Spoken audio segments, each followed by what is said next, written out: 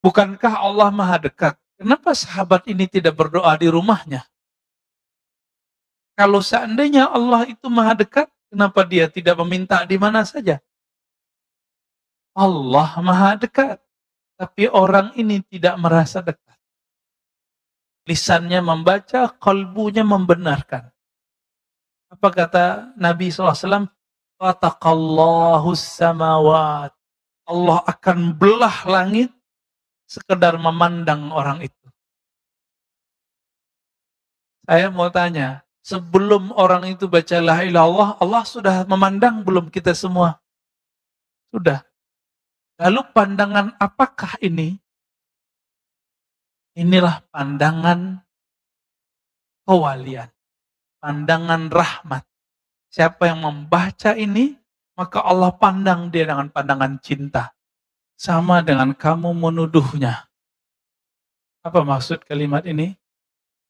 Banyak orang berdoa, sebelum dia berdoa, dia tidak meyakini, atau saat dia berdoa, dia tidak meyakini bahwa Allah mendengar.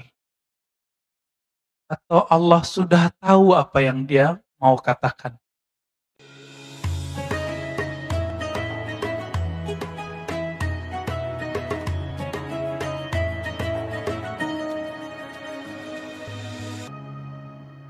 Ini sudah pernah kita singgung di kajian Risalah Kusyairiyah, tapi lafaznya ada dalam hikam. Jadi kebanyakan orang berdoa, dia ingin memberitahu kepada Allah. Padahal Allah sudah tahu. Allah sudah tahu kebutuhan kita sebelum kita menyampaikannya kepada Allah. Salah satu sifat Allah adalah alim. Allah maha mengetahui.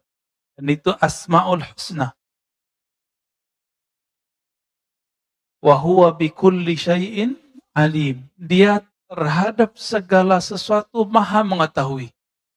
Bahkan di ayat-ayat sebelumnya, innallaha alimum bidzatis sudur. Allah maha mengetahui apapun yang tergores di dalam dada ini. Artinya belum saya lafazkan, belum kita lafazkan, Allah sudah tahu. Jadi supaya kalimat ini tidak mengenai kita, bagaimana caranya? Sebelum berdoa, maka panggillah Allah terlebih dahulu. Ya alim, wahai yang maha mengetahui isi hati. Nah, ini diajarkan oleh Imamuna Abul Hasan Asy-Syadzili. Imam Abul Hasan Asy-Syadzili itu mengajarkan kalimat ini. Allahumma ya alim ya azim ya halim. Anta rabbi wa ilmuka hasbi. Fa ni'mar rabbu rabbi wa ni'mal hasbu hasbi. Ya Allah yang maha mengetahui, yang maha santun, yang maha bijak. Ilmumu, pengetahuanmu mengenai hajat di dalam diriku, itu sudah cukup bagiku. Engkaulah sebaik-baik Tuhan, sebaik-baik yang mengurus hambanya. Jadi kalimat ini menegur kita semua, tolong Bapak, Saudara, karena Allah setelah ini jika berdoa, jangan berkeyakinan memberitahu Allah. Karena sebelum kita dicipta, Allah sudah tahu. Yakin atau tidak? Sebelum kita ada, Allah sudah tahu belum kebutuhan kita? Allah sudah tahu. Oleh karena itu, sebelum berdoa, nah dibaca ini, minimal ya alim, wahai yang maha mengetahui isi hati. Berarti doa itu untuk apa? Maka doa ada dua. Ada orang berdoa karena dia ingin memberitahu Allah, ya'laman ilallah, memberitahu Allah, ini buruk adabnya, ini menuduh Allah Subhanahu wa ta'ala. Ada doa level 2. Doa apa ini? Doaul khalil li khalilih, al-habib li habibih. Curhatnya seorang kekasih kepada kekasihnya. Saya mau tanya, Orang yang curhat sebenarnya dia sudah tahu belum apa jalan keluar masalahnya. Rata-rata sudah. Cuma dia ingin tenang. Ketika Nabi Ibrahim alaihissalam,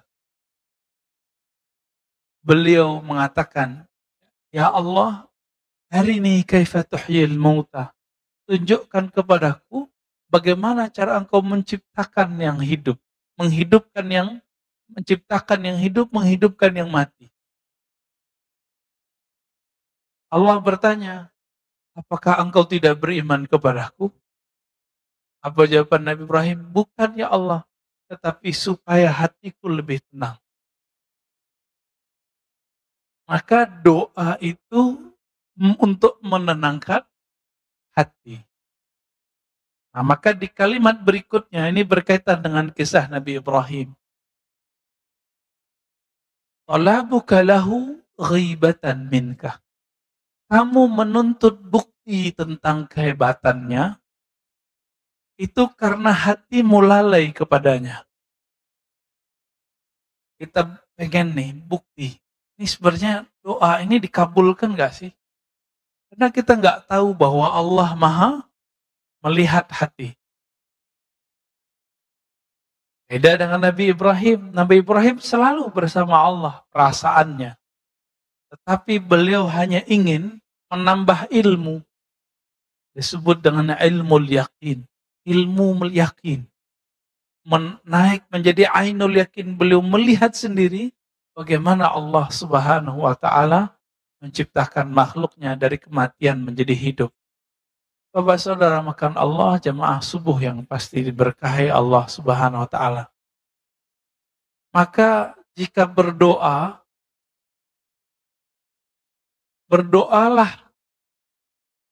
sekedar bermanja-manja kepada Allah Subhanahu wa ta'ala. Karena sebenarnya apapun yang kita butuhkan Allah sudah sediakan. Tapi ingat, banyak orang menginginkan sesuatu yang dia tidak butuhkan. Itu sebabnya Allah tidak beri. Allah hanya memberikan sesuatu yang kita butuhkan, bukan yang kita inginkan. Ciri-ciri orang dapat nikmat, dia diberi nikmat apa yang dia butuhkan. Lawan dari nikmat namanya istidraj.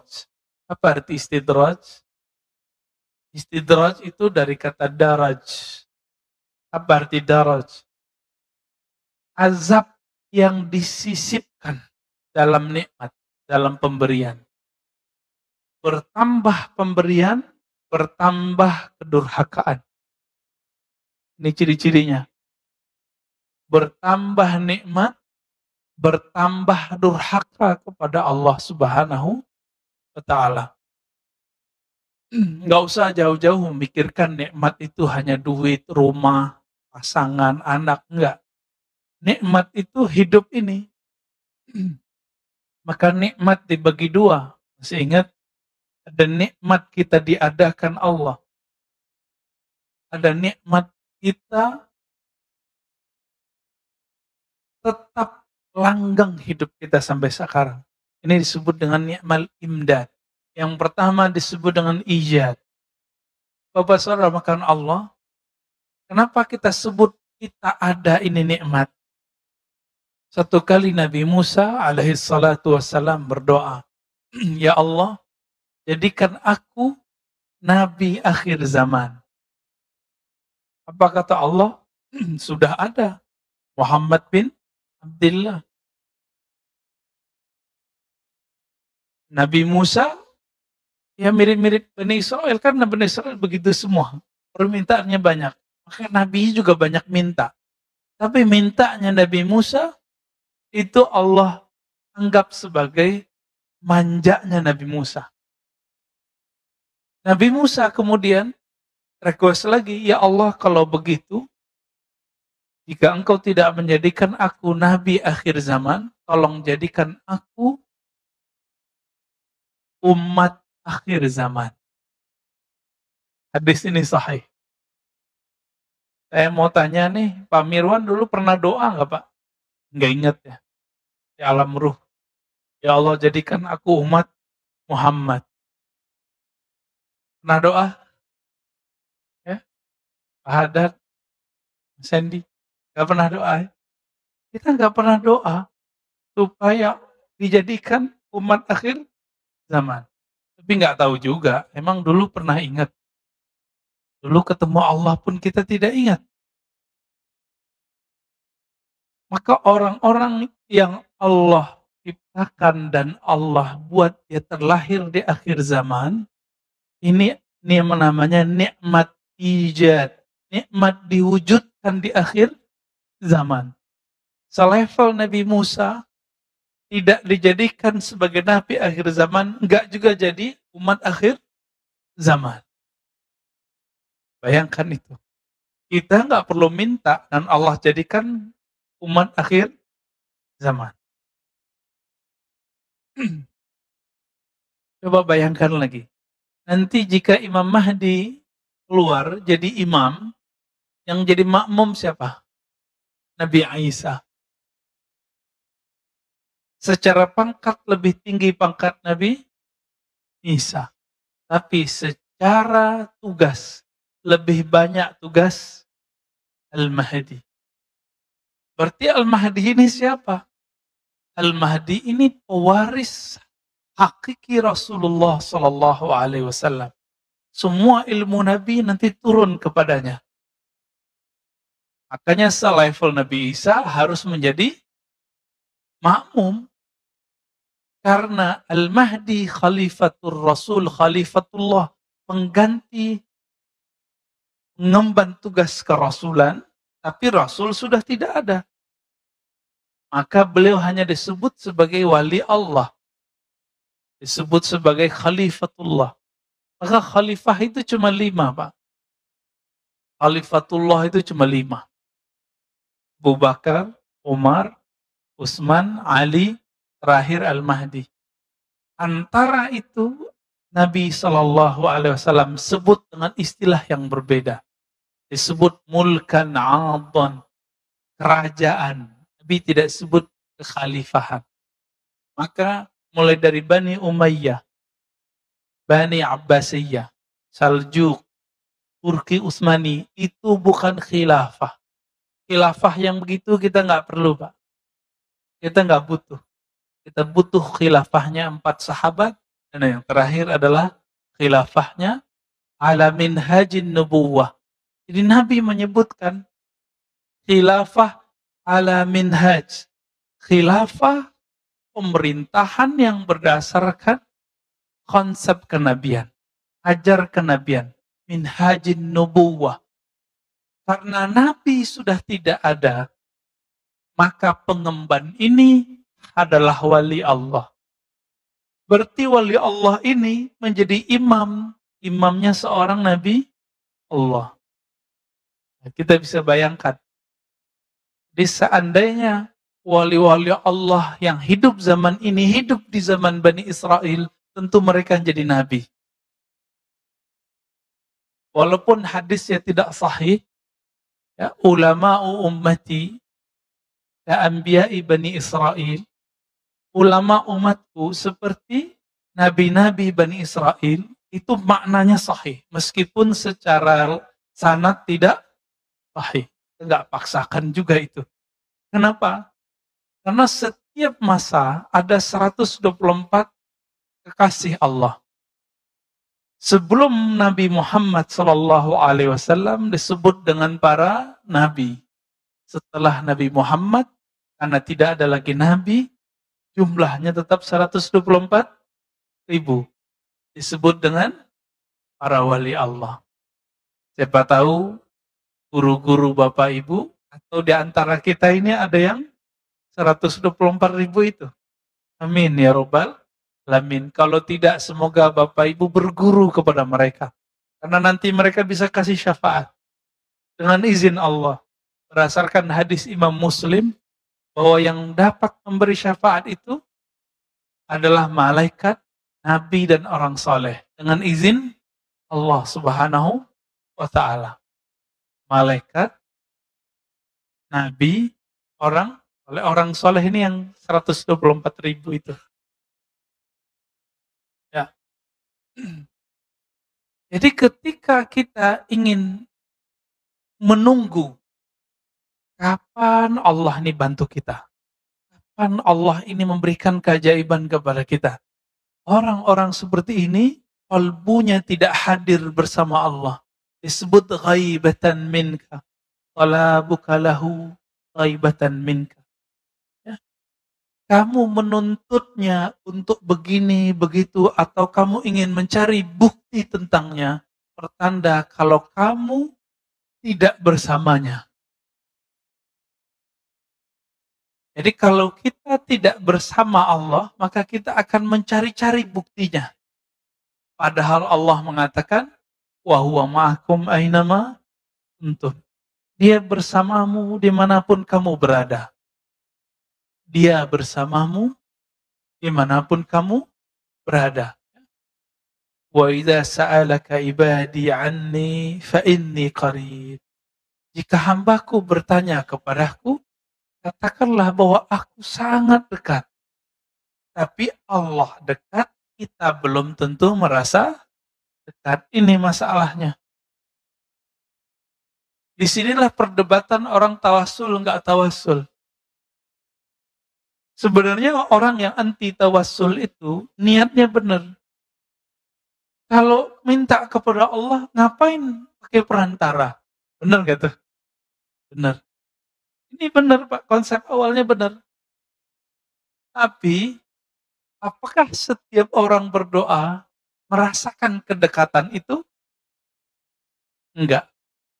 Maka dia perlu menyebut nama guru-gurunya dalam meminta kepada Allah. Mintanya tetap kepada Allah. Ini dalilnya dalam hadis Imam Tirmizi. Seseorang datang kepada Nabi, dia buta. Wahai Rasulullah, doakan aku supaya mataku bisa melihat. Apa kata Nabi? Wahai sahabatku, isbir wa huwa khairul lak. Sabarlah kamu terhadap musibah yang kamu alami, itu lebih baik bagimu. Karena dosa mata banyak nggak Pak? Banyak sekali ya. Mau dia wali, mau dia ustadz, mau dia jamaah, sama.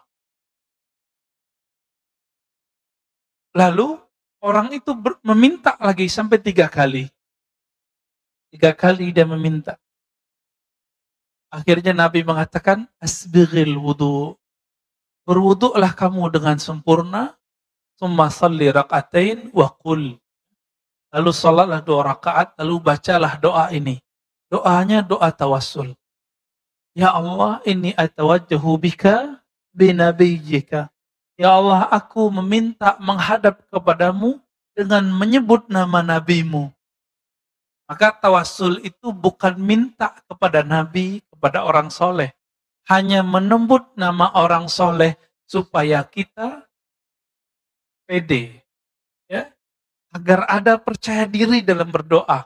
Ini hakikat tawassul. Jadi tolong diluruskan, tawassul bukan meminta kepada selain Allah Subhanahu wa taala. Lalu dalam hadis itu, ya Muhammad, inni atawajjahu bika ila Rabbi. Wahai Muhammad, wahai Nabi Muhammad, wahai Rasulullah, aku bermediasi menyebut namamu di hadapan Rabbku, meminta Rabbku, wasfa'li fiyya, maka berilah aku syafaat. Dia usap matanya, langsung dia bisa lihat, Pak. Kenapa orang ini mesti menyebut nama Nabi? Karena kalau dia tidak menyebut nama Nabi, seperti orang buat proposal, nggak ada ACC-nya. Dicuekin sama yang diminta. Bukankah Allah maha dekat? Kenapa sahabat ini tidak berdoa di rumahnya? Kalau seandainya Allah itu maha dekat, kenapa dia tidak meminta di mana saja? Allah maha dekat. Tapi orang ini tidak merasa dekat. Itu maknanya. Karena dia tidak merasa dekat, Allah pun tidak merasa dekat kepadanya. Ana inda dhanni abdi, aku berdasarkan keyakinan hamba. Ini terjemahan saya. Terjemahan biasa, aku berdasarkan prasangkaan hambaku. Itu lewat ya terjemahannya. Bukan itu terjemahannya. Aku berdasarkan keyakinan hambaku. Apa keyakinan kita saat berdoa? Allah nggak dengar, Allah nggak mau dengar. Padahal Allah maha mendengar. Itu sebabnya juga Bapak Sarmakan Allah kalau berkunjung ke kampung-kampung, meskipun ya kita tidak semuanya sesuai dengan metode ini, tapi guru-guru kita yang lama, baik di Indonesia ataupun di Suriah, di Arab, di Yaman, mereka sebelum berdoa mereka tahlil dulu. Saya juga mikir-mikir, kenapa ini? Alasannya apa? Kan Nabi tidak mencontohkan dengan cara itu secara rutin. Sesekali iya, sesekali tidak. Kan mereka zikir dulu, Pak. Tulu zikri la ilaha illallah, terus orang tahlil. Ya, benar nggak? Setelah itu baru doa. Apa ini rahasianya? Kita usut, kita teliti. Ternyata ada dalam riwayat Imam An-Nasai. Bahwasannya, man qala la ilaha illallah. Lebih kurang begini. Siapa yang mengatakan la ilaha illallah dengan hatinya, dengan kolbunya. Lisannya membaca, kolbunya membenarkan. Apa kata Nabi SAW? Fataqallahu samawat. Allah akan belah langit sekedar memandang orang itu. Saya mau tanya, sebelum orang itu baca la ilaha illallah, Allah sudah memandang belum kita semua? Sudah. Lalu pandangan apakah ini? Inilah pandangan kewalian, pandangan rahmat. Siapa yang membaca ini, maka Allah pandang dia dengan pandangan cinta. Itu sebabnya Bapak Sarmakan Allah, kita kalau melihat ahli zikir, hati kita kemudian jadi teduh. Apa kata Nabi SAW ketika ditanya, ya Rasulullah, siapakah wali Allah itu? Dijawab oleh Nabi, man idza ru'u dzukirallah. Orang yang jika engkau pandang dia, orang itu adalah energi zikir. Jika engkau memandangnya, engkau teringat kepada yang dia ingat. Siapa yang dia ingat? Allah. Nah, ini hadis Nasai ini membuat saya merinding Pak waktu baca. Siapa saja yang membaca la ilaha illallah. Tidak ada yang berhak disembah, tidak ada tempat bergantung kecuali Allah. Maka Allah belah langit, ataqas samawat. Allah belah langit semua, kalau Allah pandang orang itu dengan pandangan khusus, pandangan spesial. Mau seperti itu? Nah, maka nanti setiap pagi, setiap sore, Bapak Sarmakan Allah, baca kalimat ini minimal 100 kali. 100 kali cukup. Karena 10 sama dengan 100, 100 sama dengan 1000. Berarti 1000 kali Allah memandang kita dengan pandangan rahmat. Mau gak tuh? Meninggal jadi waliullah, Pak. Kekasih Allah. Meskipun kekasih Allah yang umum, itu sudah cukup. Jadi ilmu itu gak usah berat-berat. Jalan menuju Allah itu gak usah tinggi-tinggi. Ternyata ada di kalimat yang sudah kita dengar setiap 5 waktu, sudah kita pelajari semenjak dari kecil, bahkan kita dengar ketika kita baru lahir di muka bumi. Apa itu? La ilaha illallah. Tapi mungkin kita bertanya, ya Allah, kenapa aku baca namamu, baca la ilaha illallah, tapi tidak terasa bergetar di dalam kolbuku. Kita tidak bergetar ketemu orang, karena kita nggak kenal dia. Kalau kita kenal dia, muncullah rasa sayang, rasa cinta. Kalau sudah muncul rasa cinta, baru bertemunya, menyebut namanya, membuat hati bergetar. Gitu. Jadi kenalilah Allah. Itu sebabnya wajib belajar ilmu akidah. Wajib belajar ilmu syukur. Karena dengan ilmu syukur ini orang bisa mengenal Allah Subhanahu wa ta'ala. Di sini sudah ada kajian Asmaul Husna? Belum ya? Semoga nanti sudah ada ya. Jangan saya lagi Pak, saya udah 2 kali di sini. Ya. Nanti semoga ada ustadz mengkaji Asmaul Husna, tapi dengan sanad yang nyambung, bukan dibuat-buat. Ya. Dari ahli zikir yang memang kolbunya dipenuhi dengan nama Allah Subhanahu wa Ta'ala. Maka saat dia membaca nama Allah, itu membuat kita bergetar semua. Minimal membuat kita tenang, tertarik menjadinya. Ya, semoga ada nanti. Supaya negeri ini, masjid ini diberkahi oleh Allah Subhanahu wa Ta'ala. Dan masuk ke dalam hadis, man ahsaha dakhalal jannah. Siapa yang mengihsa'nya, mempelajarinya, mengulang-ulangnya, membacanya, mengurainya, mendalaminya, meresapinya, pasti dia masuk surga. Maka masuk surga itu maharnya adalah berapa nama Allah masuk ke dalam kolbu. Berapa nama Allah mengalir di tubuh ini. Sebanyak itulah hak kita di surga Allah Subhanahu wa Ta'ala. Mau Pak masuk surga? Gampang toh? Udah 2 jalannya pagi ini. Satu la ilaha illallah, yang kedua Asmaul Husna. Asmaul Husna itu nggak mesti dibaca semua. Bapak lagi pengen Rahman Rahim, ambil. Saya lagi ingin memahami bagaimana Allah memberi rezeki. Baca ya Razzaq, ya Razzaq. Itu boleh juga. Maka orang yang sudah paham, mengenal dan meyakini Allah itu siapa, dia tidak akan ragu dalam berdoa, tidak perlu cari bukti dalam berkeyakinan. Orang cari bukti gurunya benar atau tidak, maka dia kasih ujian. Sopan nggak murid nguji guru? Enggak. Apalagi nguji Allah. Tapi karena Allah Subhanahu wa Ta'ala maha pengertian, Allah maklum. Zatnya Allah tidak bisa dicapai dengan pandangan. Bahkan dengan kolbu pun tidak bisa dicapai, Pak. Kolbu hanya bisa merasakan nama dan sifatnya. Sedangkan zatnya hanya bisa dirasakan oleh ruh kita.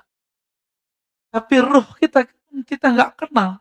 Bagaimana mengenal yang meniupkan ruh ini? Jika ingin mengenal Allah, namanya, kenalilah kolbu kita. Jika ingin mengenal sifatnya, kenalilah kolbu pikiran kita. Tapi siapa yang ingin mengenal zat Allah, dia mesti mengenal ruhnya, zatnya sendiri. Tapi siapa yang mengenal zatnya, Pak? Ruh kita udah lihat belum? Belum juga. Karena kita tidak melihat ruh ini, bagaimana kita bisa melihat sang peniup roh ini? Untung kita nggak diciptakan dan ditiupkan jadi binatang. Iya. Nah, roh ini, jika tubuh pulang ke tanah, roh pulang ke mana? Tubuh pulang ke tanah. Jasad namanya. Yang punya ambisi itu siapa? Namanya nafs. Kita sebut bahasa Indonesia nafsu. Tapi nafsu bahasa Indonesia itu konotasinya jelek. Nafs bahasa Arab artinya jiwa. Nah, jiwa itu pergi kemana? Nah, jiwa kita yang masuk ke alam kubur, Pak. Jiwa kita yang nanti ke padang mahsyar. Jiwa kita itu nanti yang disiksa di dalam neraka. Roh kemana? Berarti ada unsur lain di dalam diri ini. Roh itu tiupan Allah. Maka dia mestinya pulang kepada Allah. Sebagaimana tanah pulang ke tanah. Ini Pak Mirwan pernah marah nggak, Pak? Rasanya panas nggak? Kenapa panas? Emang ada apa? Ada api di dalam? Enggak ada. Kenapa kita bisa panas? Ternyata di Quran ada bahan dari tubuh kita ini disebut dengan salsal kal fakhar. Jadi tanah liat yang dibakar. Mirip-mirip seperti tanah apa yang buat rumah kita ini, Pak.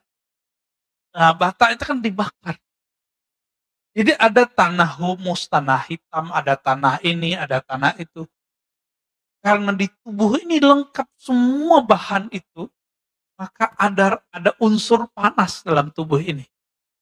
Ditambah dengan makanan yang dibakar, makanan yang digoreng, ya, yang ahli masak nih.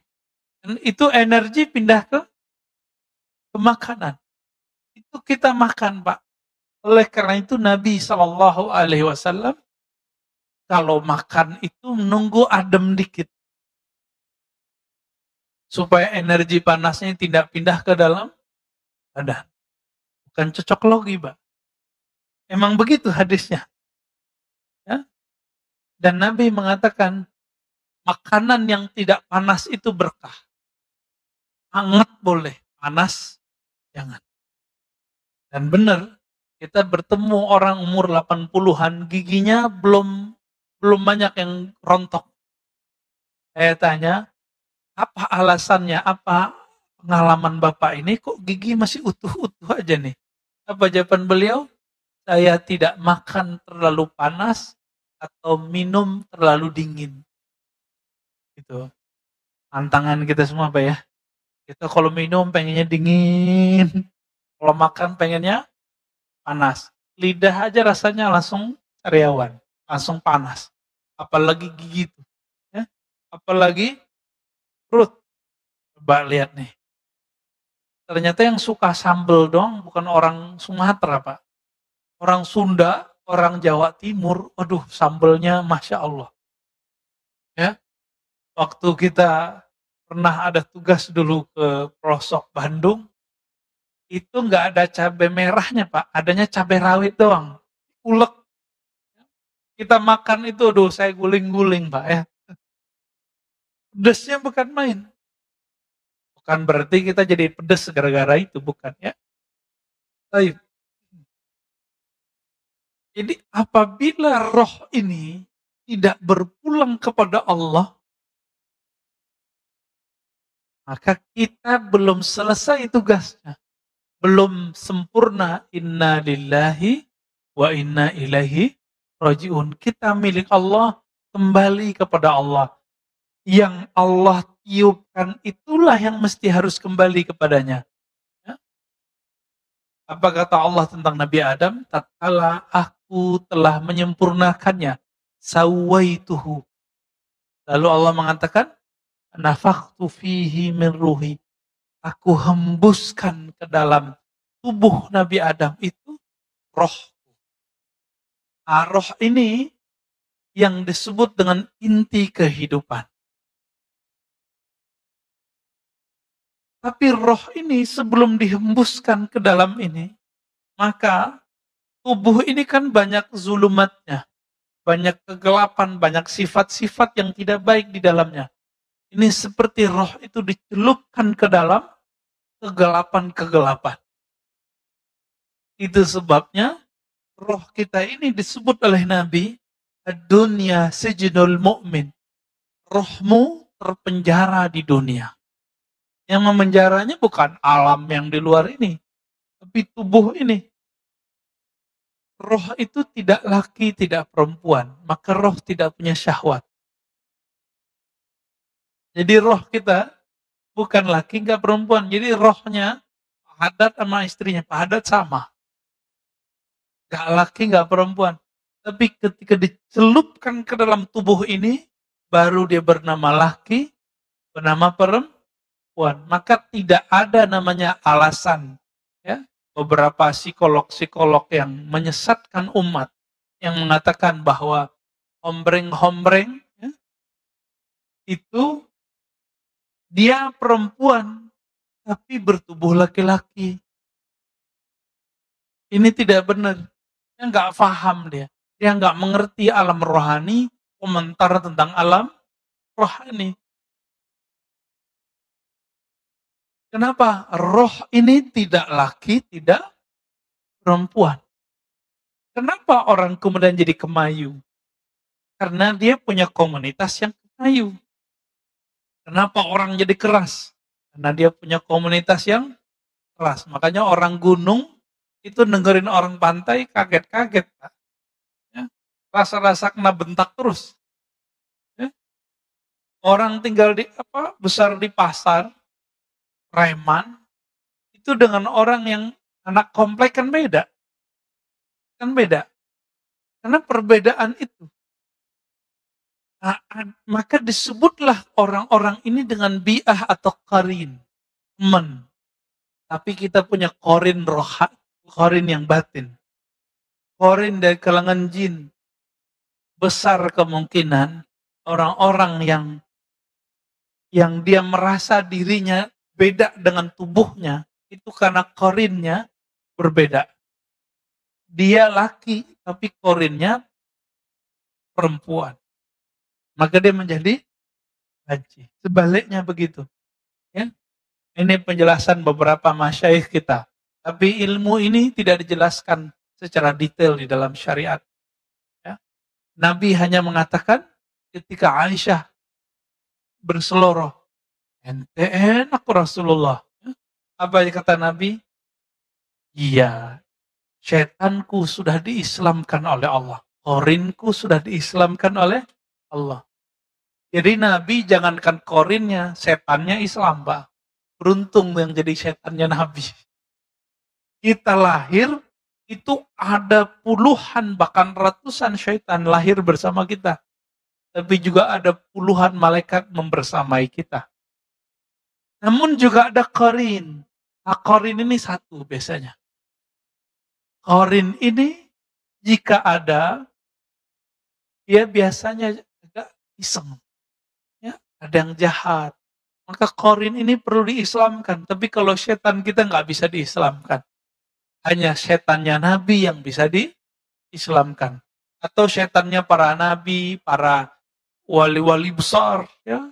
Dan terakhir Imam Al-Mahdi itu setannya mungkin bisa diislamkan. Tapi setan kita nggak bisa diislamkan. Maka bagaimana caranya supaya kita tidak diganggu oleh setan itu? Kembali ke ilmu yang paling rendah tadi. Ya, la ilaha illallah. Apa kata Allah dalam hadis qudsi? Hadisnya hasan li ghairihi. Hasan karena ada riwayat lain. La ilaha illallah hisni. La ilaha illallah itu adalah bentengku. Siapa yang masuk dalam bentengku, dia aman dari gangguan-gangguanku. Nah, maka hari ini, jika ingin dijaga Allah dari syaitan, silakan baca La ilaha illallah. Jika nggak sanggup 100, 10. Tapi 10-nya lengkap. La ilaha illallah wahdahu la syarikalah. Lahul mulku walul hamdu. Wa huwa ala kulli syai'in qadir. Berapa kali? 10 kali. Zikir itu nggak perlu banyak. Yang penting rutin dan meresapi maknanya. Rutin meresapi makna. Pegang itu duanya. Ini yang disebut dalam Al-Quran. Innalladzina qalu Rabbunallah summa istaqamu. Sesungguhnya orang-orang yang mengatakan Rabb kami Allah, lalu mereka istiqamah. Maka Sayyidatuna Aisyah mengatakan, amal yang sedikit lebih Allah sukai daripada amal yang banyak tapi tidak istiqamah. Sedikit istiqamah lebih baik daripada banyak tidak istiqamah. Kemudian Imam Athaillah mengatakan, talabuka li ghairihi. Engkau meminta kepada selain Allah. Liqillati hayaika minhu. Karena kamu tidak tahu malu kepadanya. Nah, ini mohon maaf Bapak Ibu. Ini dalam hati kita nih semua. Kalau lagi ada masalah, ingatnya makhluk atau khalik. Serius. Paling-paling ingat, wah susah nih mau minjem ke teman dulu gitu. Kenapa nggak sholat 2 rakaat dulu? Ya. Sendal hilang, paniknya bukan main. Kenapa nggak sholat dulu? Anak kita sakit. Ya. Kenapa nggak zikir dulu sebentar, tanya, ya Allah apa yang harus saya lakukan? Buru-buru ke rumah sakit. Ternyata dites. COVID. Padahal cukup isolasi mandiri. Jadi kalau sekarang mohon maaf Bapak Ibu, kalau rasa badan nggak enak nggak usah ke masjid, udah isolasi mandiri langsung. Nggak usah keluar, off semua. Itu lebih aman. Karena secara psikologis di rumah itu lebih aman, lebih nyaman, lebih baik bagi psikologi dan penyembuhan kita daripada di luar. Kecuali penyakitnya sudah parah. Rumah flu udah di rumah aja. Tapi kalau Bapak punya penyakit-penyakit lain, monggo silakan. Ya. Nah, ini saran kita. Dan saran juga dokter-dokter kita. Ya. Baik. Jadi orang yang ketika ada masalah, ketika ada kebutuhan, terus minta kepada selain Allah. Termasuk minta ke kiai. Doain Pak Kiai. Menurut kita baik ya? Menurut kita sih baik. Tapi kenapa kita minta kepada kiai? Karena kita nggak yakin sama doa kita. Ya, masih mending mintanya ke kiai daripada mintanya ke selamat tahu-taunya kerbau. Ya, minta ke kiai kan tawasul namanya. Boleh. Oke, doain saya, Syekh doain saya, Habib doain saya, itu bagus. Maka bagaimana caranya supaya kalau kita ada masalah, yang pertama kita ingat adalah Allah Subhanahu wa taala. Maka ada caranya. Ingatlah Allah saat senang dengan cara mensyukuri nikmatnya dan berbagi. Gimana caranya? Syukuri nikmatnya dan berbagi. Yang kedua, supaya kita tidak ingat makhluk dulu ketika ada masalah, maka punyailah zikir, wirid yang rutin setiap hari. Nah, nanti itu yang akan membuat kita stabil setiap saat. Jadi benarlah kata Imam Abu Ali Ad-Dakak yang sering kita ulang-ulang. Apa kata beliau? Ad-du'a silahul murid. Az-zikru silahus salikin. Ya. Doa itu, zikir itu adalah senjata yang dapat digunakan oleh para murid. Senjata ini bisa dipakai di saatnya. Masalahnya kalau nggak diasah setiap hari, senjatanya berkarat. Ini yang kita maksud, kalau punya doa, punya zikir, nggak dirutinkan setiap hari, apa yang terjadi? Itu pisau zikirnya nggak tajam. Ini yang disebut tidak punya keyakinan. Orang kalau punya keyakinan, dia punya modal meminta kepada Allah. Masih ingat kisah 3 pemuda yang terjebak dalam goa? Kenapa mereka yakin doanya dikabul Allah? Karena mereka punya amalan. Satu beramal A, satu beramal B, yang lain beramal C. Agar terbukalah pintu goa itu. Karena dia punya amal, maka dia pede berhadap kepada Allah Subhanahu wa Ta'ala. Maka saya sarankan Pak, jika ada hajat, mau dimintakan kepada Allah, sedekah dulu, lalu wiridan. Wirid tertinggi adalah Al-Quran dan zikir. Satu kali ada dua syekh berdebat. Gurunya masih hidup. Ini udah level guru. Tapi di atas guru ada lagi guru. Ya. Hari gurunya udah lewat ya Pak ya. Selamat hari guru kepada yang menjadi guru. Berdebatlah syekh pertama mengatakan zikir lebih afdal daripada Quran. Yang kedua mengatakan Quran lebih afdal daripada zikir. Yang pertama datangkan dalil afdalu dzikri la ilaha illallah. Zikir yang paling afdal adalah la ilaha illallah. Lalu yang kedua bawa dalil bahwa Nabi menjemput sholat itu ke arah sana. Oh, semua dalil dikeluarkan. Akhirnya mereka mentok. Tahu-tahu gurunya datang. Apa kata gurunya? Apa yang kalian perdebatkan? Lalu mereka menyampaikan perdebatan mereka. Lalu gurunya mengatakan, wahai muridku, al-afdal kullu amalin ma'allah. Yang afdal itu setiap amal yang amalmu itu hadir Allah bersamanya. Berarti kalau Bapak sholat, Bapak zikir. Lebih khusyuk zikir daripada sholat sunat. Maka zikir lebih afdal. Paham di situ? Jika kita sholat dan baca Quran, lebih nikmat baca Quran, maka saat itu baca Quran lebih afdal. Kita zikir, kita sholat, kita baca Quran. Oh, lebih nikmat sholat ya. Maka sholat lebih afdal. Sholat sunat maksudnya Pak ya? Kalau sholat wajib, mau nikmat gak nikmat, wajib. Gak ada cerita. Baik. Oleh karena itu, dalam banyak kitab termasuk juga Fadail A'mal, kitab Jami' Usul Aulia, disebutkan ada seorang murid datang berlatih zikir kepada gurunya. Kata gurunya, mulai hari ini Qur'anmu simpen dulu ya, taruh bagus-bagus depan sajadahmu. Tapi jangan dibaca dulu. Sholatnya nggak usah banyak-banyak dulu, cukup salat wajib sama rawatib lalu witir. Akhirnya dia lakukan. Beberapa hari dia datang lagi kepada gurunya, wahai tuan guru, saya rindu baca Quran. Kata gurunya, tunggu dulu, kamu zikir dulu. Dia kemudian zikir lagi.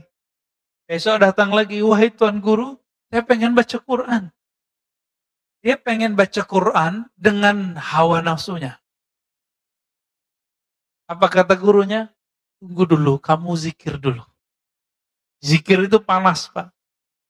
Dengan panasnya zikrullah, itu bisa mengkerangkeng hawa nafsu kita. Dikurangi makan, dikurangi tidur, dikurangi banyak berpikir, dikurangi ngomong. Disebut dengan beruzlah, berkhalwat, menyepi bersama Allah. Sampai berapa hari? Sampai 40 hari dipanggil sama gurunya. Orang ini sudah lupa baca Quran, sudah lupa sholat banyak-banyak. Dipanggil sama gurunya. Wahai muridku, engkau sudah asik berzikir. Sekarang saatnya engkau membaca Al-Quran. Betul, dia masuk ke ruang khalwatnya, dibaca Al-Quran. Baru dibacaan basmalah, langsung air matanya leleh. Rasa hadir, bismillah, dengan nama yang luhur milik Allah Subhanahu wa ta'ala. Yang punya nama sudah ada dalam kalbunya. Nama Allah sudah ada dalam jiwanya. Karena kalbu ini, makanannya adalah asma wa sifat. Nama-nama Allah. Semakin banyak nama Allah di kalbu, semakin nikmat baca Quran dan salat. Jadi saya nggak punya teori macam-macam Pak tentang salat khusyuk. Walaupun di luar sana banyak latihan salat khusyuk, pelatihan salat khusyuk. Kita cuma punya satu.